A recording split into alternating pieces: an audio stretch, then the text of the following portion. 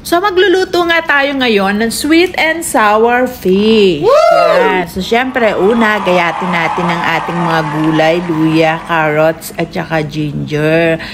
Sibuyas, kamatis. Tapos, iprito na natin ang ating isda. Wow! At sa pinagprituhan, doon na tayo magigisa.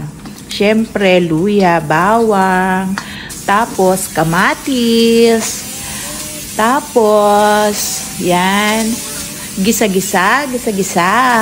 Syempre, gisa-gisa. Tapos, ilagay na natin ang ating carrots at yung iba pa nating gulay para maluto na siya at magkalasa. At mga pampalasa. Depende na rin sa yung lasa, ang timpla. Suteg, gisa-gisa. Tapos, pag naano na natin siya, naluto na siya, nagisa-gisa ng konti, lagyan ng pampalasa, konting asin, paminta, lagyan natin na siya ng tubig para sa sabaw natin.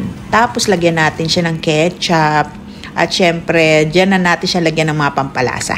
At pag nailagay na natin lahat ng pampalasa, ilagay na natin ang pinakauli ang ating isda. Pero dahil gusto ko medyo chili, yan, tinanggalan ko lang ng mga buto. Wow. Tapos dinagdag ko sa gulay ang aking chili.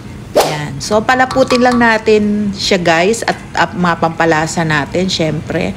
At ang huli, ilagay na natin ang ating isda.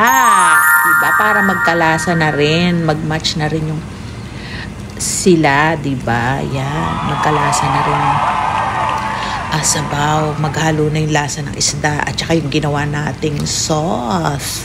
Sweet and sour with something, may konting chili on the side. Wow. Diba? Not so chili. So, kaya makulay enjoy na ulam, ang makulay na buhay. dinner. Enjoy! Bye-bye!